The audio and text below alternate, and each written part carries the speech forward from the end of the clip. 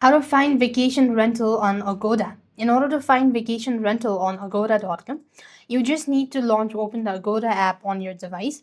Then here in the home page, you want to select hotels. After which you want to select the location such as destinations where you want to reside and the date and time as well as how many rooms available and tap the search button. Once you do it so, you then need to go ahead and start looking for the start looking for the destinations or hotel reservation that you would like to make. Once you're done, you just want to open this up and start looking for all the details. And if you're sure with that, you just want to go to choose my room. As soon as you tap open the choose my room button, you just want to move on and you have these book now. You can just go ahead and tap open the book now options.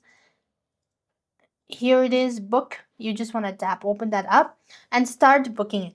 And this is how you're supposed to find vacation rental on Agoda app.